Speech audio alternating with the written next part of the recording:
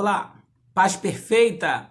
Vamos estar dando continuidade ao nosso estudo do livro do Apocalipse, eventos escatológicos. Vamos estar falando hoje da igreja de Laodiceia. Este nome deriva do nome Laodice, que era a esposa de Antíoco II. Laodiceia era uma cidade também da província da Ásia Menor, né? Como todas as outras. Eu tenho um mapa abaixo no meu livreto, né? Você que tem meu livreto do Apocalipse, você pode estar aí vendo no mapa. Essas igrejas ficavam perto de Colosso, né? E as escrituras mostram que o apóstolo Paulo era conhecido dessas igrejas, assim como seu apostolado. Não obstante muitos não terem o visto pessoalmente. Você pode estar lendo aí em Colossenses capítulo 2, do 1 ao verso 4, e também o verso 13, 15 e 16. Laodiceia é uma igreja morna e pobre espiritualmente, sem discernimento, que não escuta o Senhor da igreja bater-lhe a porta para poder comungar com ela, tá? Você pode estar lendo esse capítulo 3, do verso 14 ao 22. O verso 14, o Senhor diz: o anjo da igreja de Laodiceia escreve, isto diz o Amém, a testemunha fiel e verdadeira, o princípio da criação de Deus. Essa frase, isto diz o Amém, merece um esclarecimento da palavra Amém, tão dita aí nas nossas igrejas, em quase todas as igrejas, cujas letras em hebraico simboliza El, Meler, Neeman, né? Que traduzido é Deus, Rei e Fiel. Né? A testemunha fiel e verdadeira da presente introdução do livro de Apocalipse na carta dirigida ao anjo, né, de Laodiceia. O nosso Cristo é o nosso Amém, nosso Deus e o nosso Rei que é fiel. Tudo que foi escrito no Antigo Testamento a respeito do Messias e o seu ministério, nada caiu por terra e foi cumprido gabalmente, né? Tudo que foi escrito no Antigo Testamento. Você pode ver o cumprimento gabal de Gênesis 3,15, Gênesis 49, 10, Deuteronômio 18,15, os salmos messiânicos 2, 8, 16, 22, Salmo 24, 69, Salmo 110, o que falou o profeta Isaías no seu capítulo 53, né? E o Senhor diz, o princípio da criação de Deus, né? O Logos, que é eterno, o Logo eterno de Deus. Esta palavra princípio no grego, arquê, era utilizado pelos filósofos para designar o princípio primeiro, do qual derivaria todas as coisas existentes. A palavra logos tem outras acepções em outras correntes da filosofia grega. Nos é revelado que tudo, começado pelo Gênesis de Moisés no Antigo Testamento e corroborado pelos autores do Novo Testamento, que tudo surgiu por meio dele. Gênesis 1:1, João 1:3, Romanos 11:36, Colossenses 1:16 diz que tudo foi por ele, para ele, e é sustentado toda a criação pela palavra do seu poder, como diz Hebreus capítulo 1, versículo 3. Os versículos 15 e 16, o Senhor diz: conheço as tuas obras, né? O que ele diz para todas as outras igrejas, que não és frio nem quente. Quem dera fosse frio ou quente, diz o Senhor, né? Assim, porque és morno e não és frio nem quente, vomitar-te-ei da minha boca. Em termos de estados interiores, nada pode ser tão desalentador para uma comunidade do que uma igreja morna, sem o fogo do Espírito que devia estar nela, uma vez que a palavra manda-nos encher do Espírito Santo, Efésios 5,18, e ser fervorosos no servir em nosso espírito ao Senhor, como diz em Romanos capítulo 12, versículo 11. O estado de Laodiceia não era um estado de fervor, mas infelizmente um estado de frieza, de mornidão,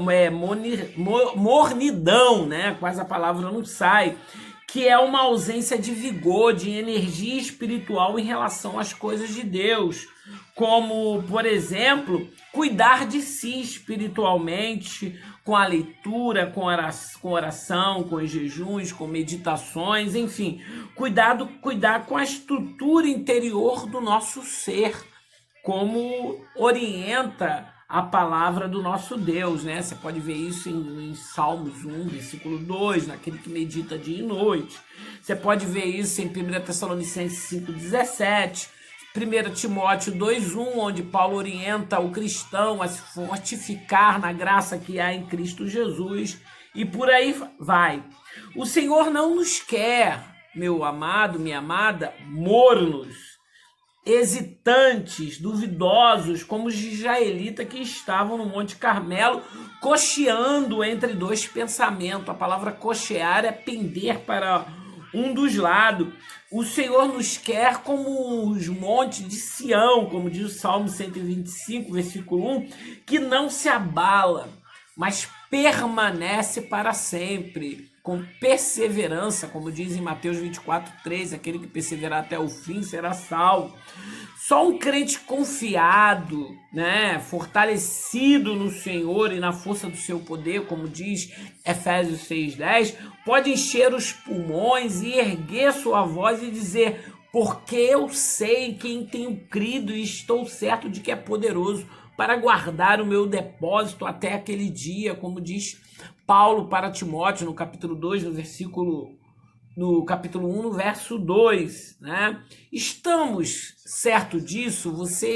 Você está certo de quem você tem crido e que você está firme até a sua volta?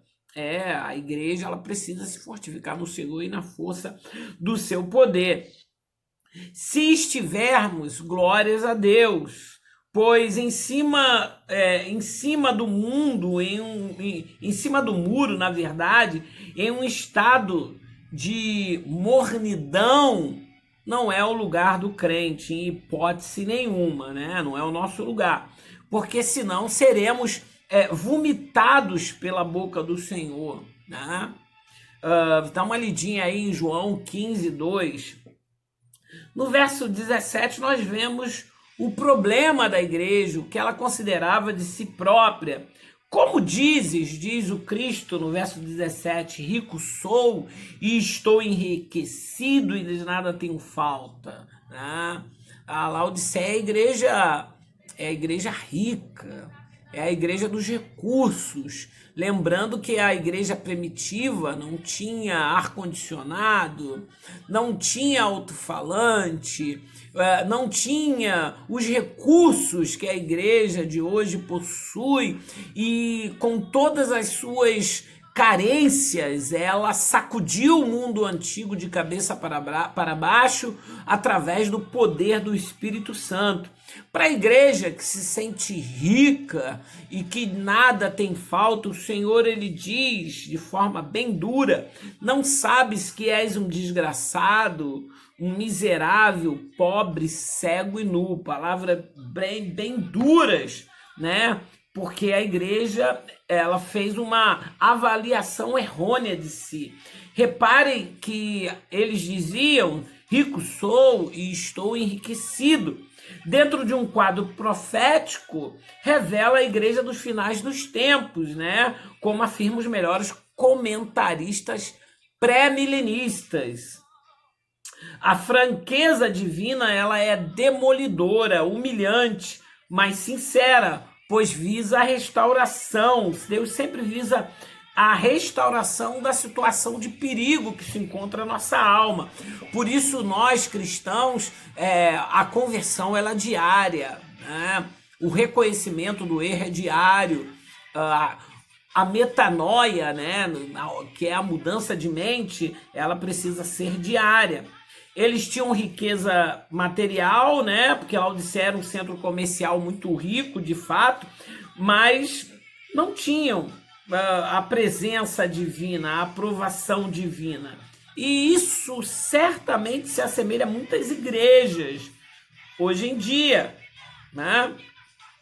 Porque as igrejas gastam muito com si próprias e gastam pouco. Muitas igrejas não lembram dos missionários que estão lá fora. Apesar da igreja, como eu disse, se considerar que está num estado bem, de rica, tendo tudo, o diagnóstico divino pensava diferente. Jesus disse: não sabes que és um desgraçado, um miserável, um pobre, um cego e um nu.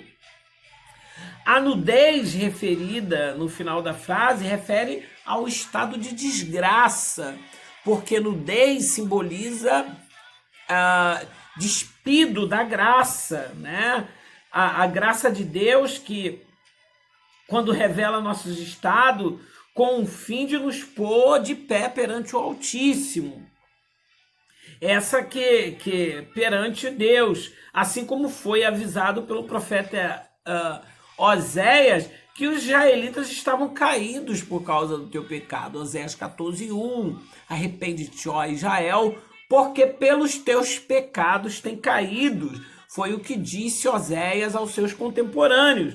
Deus sempre nos pesará em balanças fiéis, onde as palavras e ações são pesadas para o nosso bem. Você pode estar conferindo aí em 1 Samuel, no capítulo 2, no verso 3. No versículo 18, o Senhor diz: aconselho que de mim compre ouro provado no fogo, para que te enriqueças, e roupas brancas para que te vistas, e não apareça a vergonha da sua nudez, e que unja com os teus olhos com colírios, para que vejam. Você vê que o Senhor, ele está dizendo que ele pode ajudar a igreja, né? O Senhor sempre nos ajude. Aconselho que de mim compres ouro provado. O conselho do Senhor é de extrema importância para a igreja presente. Comprar ouro provado no fogo. Ora, quanto mais o ouro é passado pelo fogo, mais purificado de material estranho ele fica. Assim como o crente que é provado por Deus, né? É o que diz Isaías 58:10, para que fique mais purificado. Por isso que devemos ser cheios do Espírito Santo. O crente deve viver, na verdade, em combustão para queimar a sua natureza carnal pecaminosa, né? Só assim ele é cheio de Deus, incendiado por dentro, tendo a sua vida santificada e vivendo sob o poder de Deus. Precisamos do poder de Deus. A igreja precisa do poder de Deus. Por isso João Batista diz que Jesus nos batizaria com o Espírito Santo e com fogo, né? Lucas 3,16. Essa promessa se estende até os nossos dias. Foi o que disse o profeta Joel no capítulo 2, no versículo 28, 800 anos antes de Cristo. O comprar ouro provado é o nosso dever de purificar-se sempre. O Espírito nos ajuda sempre em relação a isso. Colírio para que vejas. Cuidado com a cegueira espiritual, porque a cegueira espiritual, ela é uma realidade hoje. Ela é uma realidade quando o crente não tem cuidado e passa a ter cuidado com as coisas deste mundo. Foi o que Jesus disse para a igreja vigiar, para que o coração não se encha de glutonaria dos cuidados desta vida. A cegueira espiritual é uma realidade que pode afetar até os filhos de Deus, caso se descuide espiritualmente ou não busque com afinco o entendimento das coisas fundamentais para o crescimento.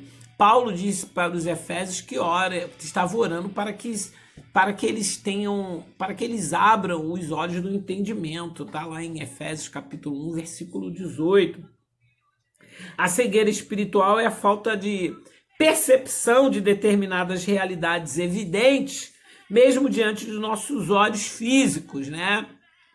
As pessoas não têm um discernimento transfísico daquilo que o circunda, não tem um olhar espiritual além do aparente, né? O crente ele tem que estar sempre interpretando as coisas também no âmbito espiritual, uma vez que somos cidadãos de dois mundos.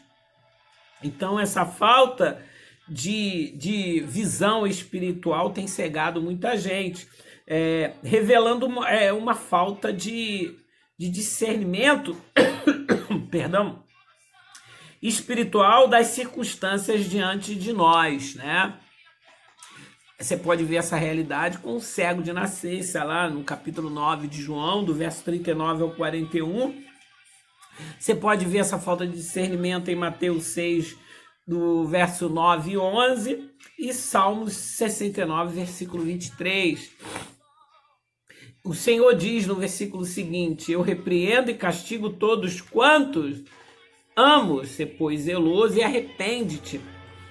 Eis que estou à porta e bato. Se alguém ouvir a minha voz e abrir a porta, entrarei em sua casa e com ele cearei e ele comigo.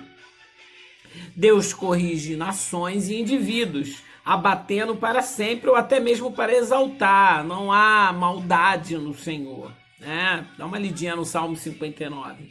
No Altíssimo há um propósito firme em nos corrigir, para não nos perder junto com os ímpios. Você pode estar lendo aí 1 Coríntios capítulo 11, versículo 32. Por isso Jesus diz: se pois zeloso e arrepende-te, né?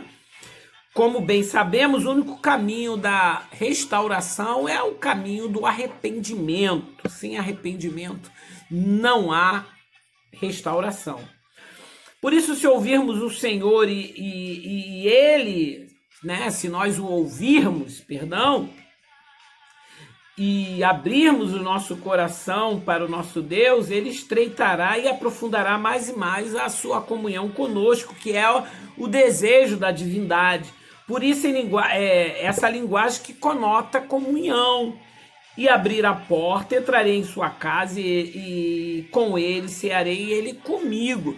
Eu quero te lembrar que na salvação, na nossa aliança, que é um pacto soberanamente administrado, como disse muito bem um teólogo, um escritor certa feita, e nessa aliança, que é administrada soberanamente por Deus, a iniciativa de ter comunhão conosco veio do Senhor. Lembremos disso. Deus tem prazer em ter comunhão conosco. O Senhor mesmo disse que há fraqueza na natureza humana, isto é, na nossa carne, Mateus 26 e 41, né? E Deus diz que o povo de Israel era inclinado se desviar-se dele, está lá em Oséias 11, 7, meu povo é inclinado desviar-se de mim. Então são coisas que nós devemos considerar, que o problema da vida espiritual não está na sua maior dimensão no mundo, nem em Satanás, mas em nossa natureza carnal, onde há muita fraqueza. A Trindade insiste muitas vezes via seus profetas madrugando e enviando para restaurar o homem, para trazer o homem de volta para si. Nós vemos isso em Jeremias 25, 3, tá? Não deixemos jamais nosso humilde Senhor, né? Ele diz: sou humilde de coração, Mateus 11, 29. E nunca deixemos o Senhor do lado de fora da nossa vida, da nossa comunhão, de ser o primeiro, de ter a primazia sobre a nossa vida, como estava na igreja de Laodiceia. Por isso o Senhor estava precisando bater do lado de fora, e creia se você quiser, há muita igreja por aí que o Senhor está do lado de fora. Não aceita nem os irmãos, muitos irmãos lá. O verso 21 e 22, né, o Senhor fala: o que vencer, lhe considerei que se assente comigo no meu trono, Assim como eu venci, me assentei com meu Pai no seu trono. Quem tem ouvidos para ouvir, ouça o que o Espírito diz à igreja, trono de glória. O Senhor, quando foi assunto aos céus, diz Marcos, sentou-se à destra de Deus, está lá em Marcos 16, 19, cumprindo o Salmo 110, 1, olha o cumprimento do salmista aí. Disse o Senhor a meu Senhor, assenta-te à minha direita, até que ponha seus inimigos por escabelo dos seus pés. Só Jesus pode nos fazer e nos garantir essa promessa, sentar junto com ele para reinar. 2 Timóteo 2,12, e julgar as nações, 1 Coríntios 6,2. Os tronos já estão preparados para o juízo final, né? Os tronos, no plural, como diz Salmo 122,5. Ouçamos o Espírito falar. Amém? O Espírito fala, o Espírito de Deus fala. Conclusão. Terminando aqui, eu digo, vamos tomar cuidado com as nossas vidas espirituais para que nossos próprios olhos, né, não sintamos que estamos tão fartos aos nossos próprios olhos, ao ponto de dizermos, de nada tenho falta. Isso é um perigo para a alma de qualquer salvo, né? É o orgulho espiritual, assim como o jovem rico. Não há nenhum problema em ser rico, né? O problema é estar em colocar o coração na riqueza, que achava que podia seguir o mestre apegado aos seus bens, como ele amava muito, de sobremaneira, os seus bens, ao ponto de perder a maior oportunidade da sua vida de ser um discípulo de Jesus, né? O caminho da perfeição é árduo, e à medida que temos que chegar à estatura completa de Cristo, né? Existe uma estatura e uma estrutura espiritual para se alcançar, que pode preencher toda a nossa finita, efêmera, transitória, passageira existência. Sempre nos faltará algo nesse mundo em termos espiritual. Então, esta é a lição que nós aprendemos da igreja de Laodiceia, que não era nem fria, nem morna, né?